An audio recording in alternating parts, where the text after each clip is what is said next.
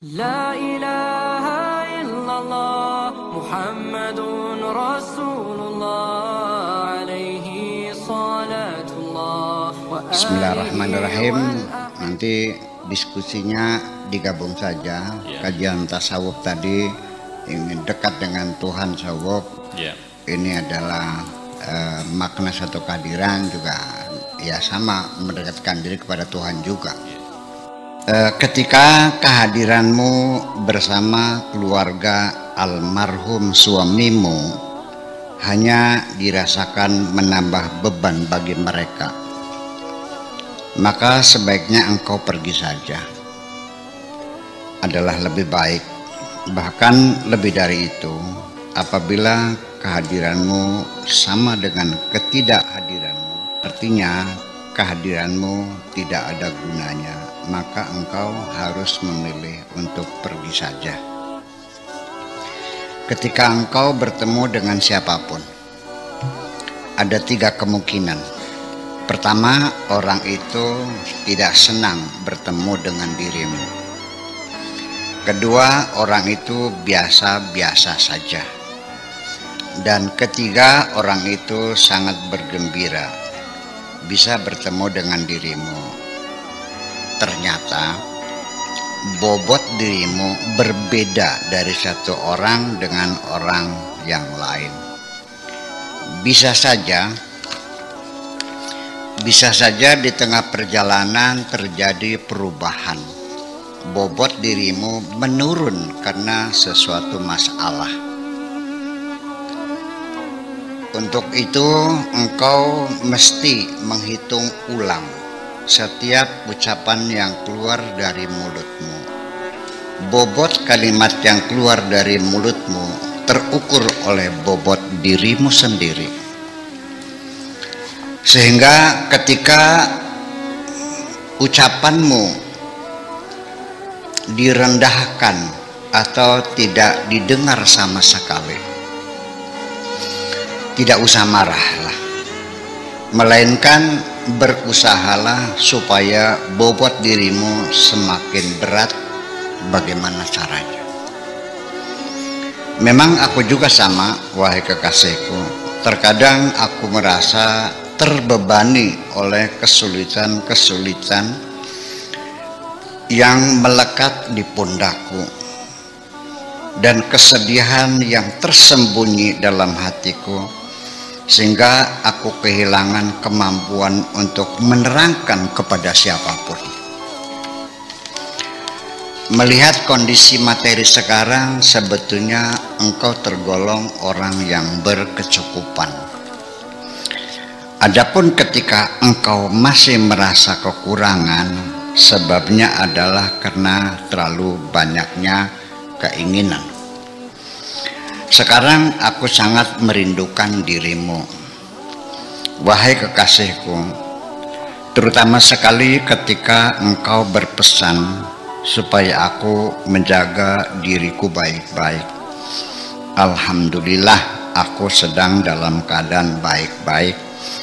Tidak ada kekurangan apapun, hanya saja aku semakin merasa kehilangan sejak engkau pergi.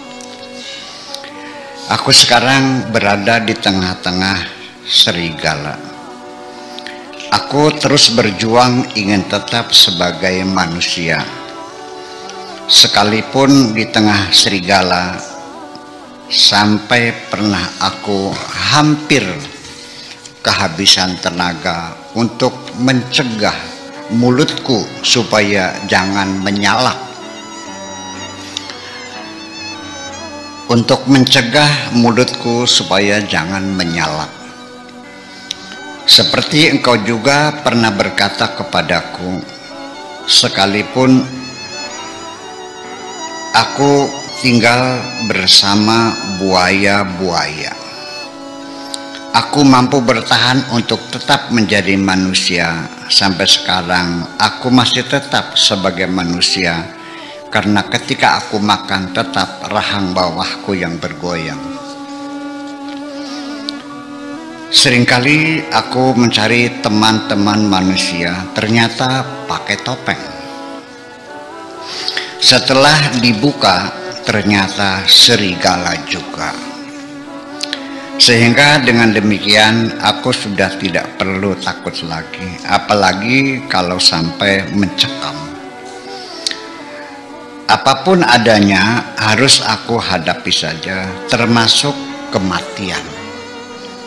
Ketika kematian sebagai keharusan dan kepastian, lalu mengapa harus ditakuti? Lebih baik aku mempersiapkan dan menjemput kematian untuk membela kemanusiaan. Orang yang kehilangan kemanusiaan tidak mesti karena membantai manusia, tetapi juga orang yang mementingkan harta daripada nyawa juga sama. Tidak punya pri kemanusiaan, yang ada dalam dirinya adalah pri kehartaan. Rasanya aku ingin melangkah ke belakang, kembali ke masa lalu supaya aku dapat memeluk dirimu yang sangat aku cintai. Mengapa engkau pergi tanpa memberitahukan terlebih dahulu? Aku tahu apa sebabnya engkau pergi. Tetapi mengapa tidak musyawarah dulu? Aku tahu keluarga almarhum suamimu sudah tidak suka lagi. Aku yakin, seyakin-yakinnya bahwa kesempatan pasti akan terulang lagi. Lalu kita berkumpul lagi. Kesempatan akan berulang, tidak pernah tertutup untuk selamanya, kecuali kematian. Untuk itu bersabarlah. Kerinduan kepadamu bukan hanya sebatas kerinduan kepada seorang kekasih. Juga kerinduanku kepadamu sebagai sahabat yang tidak pernah menyakiti hati. Sebagai sahabat yang pandai menimang rasa dan tidak pernah membosankan. Perpisahan kita hanya sebatas perpisahan jasad yang kasar ini. Hati kita tidak pernah berpisah, engkau selalu bersemayam di dalam hatiku. Aku bukan orang yang tenggelam dalam lamunan, tetapi aku orang yang pandai membangun imajinasi. Apa saja yang aku angankan akan selalu terjadi ketika aku selalu berbaik sangka terhadap Tuhanku. Wahai kekasihku, kebingungan yang sedang mengepung dirimu dan kesedihan yang sedang meremas-remas hatimu, semuanya itu akan hilang dengan sendirinya apabila engkau hanya bergantung kepada Tuhanmu. Yang sering membaca itu surat-surat cintanya dengan renungan yang dalam, kemudian bersabar. Kita pasti bertemu lagi. Bila engkau sudah siap, mari kita segera melangkah. Karena kehidupan ini sesungguhnya adalah kisah perjalanan menuju Tuhan.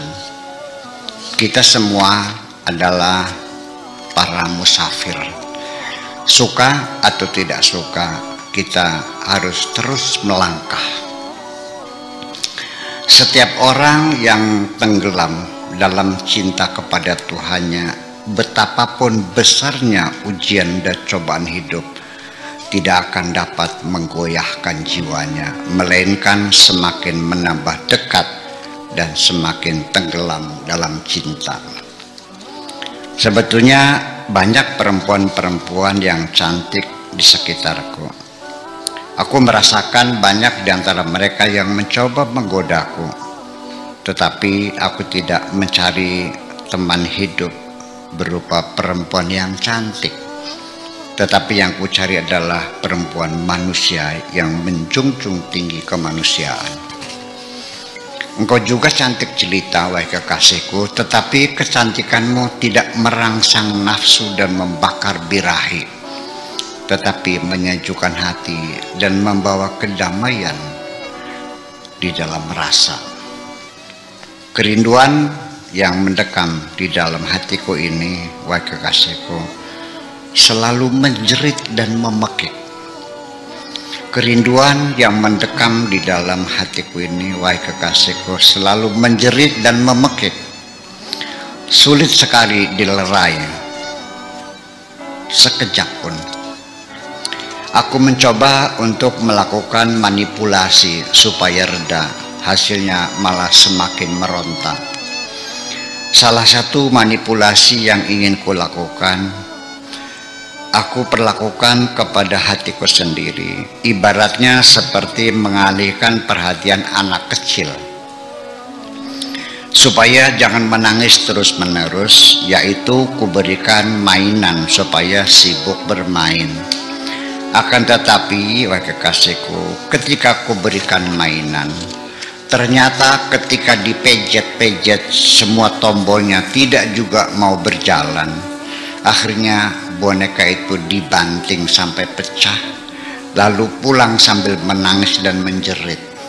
Seperti itulah kondisi hatiku, wahai kekasihku.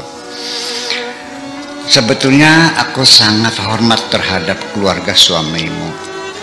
Mereka telah menanamkan rasa bahagia di dalam hatiku, baik melalui obrolan-obrolan sehari-hari, tegur sapa mereka terhadap diriku, termasuk komentar-komentar mereka dan senda gurau mereka.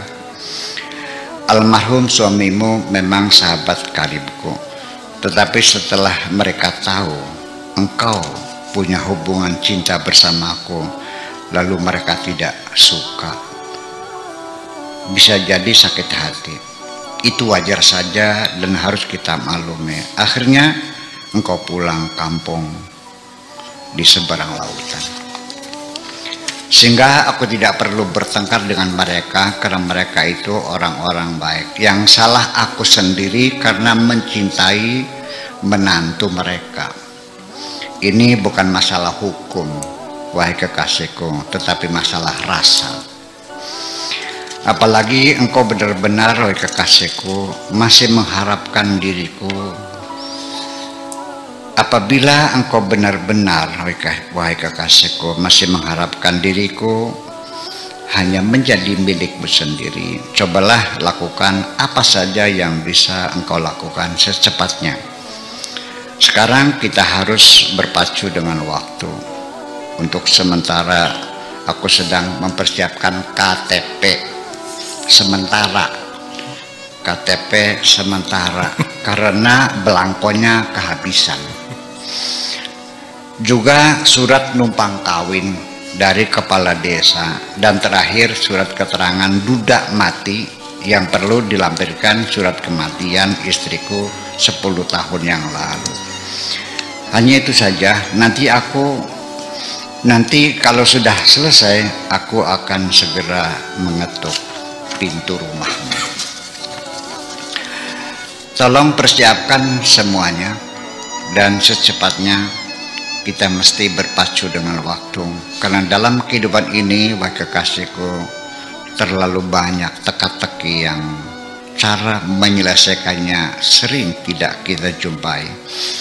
Dalam hidup ini ada saja harapan itu, tetapi kita tidak melihatnya. Kehidupan selalu ada, tetapi kita tidak tahu bagaimana memasukinya. Dalam kehidupan ini, wahai kekasihku, terlalu banyak pertanyaan yang kita jumpai, tetapi kebanyakan kita tidak tahu bagaimana menjawabnya. Oleh karena itu, masalah ini yang perlu segera kita jawab. Terima kasih.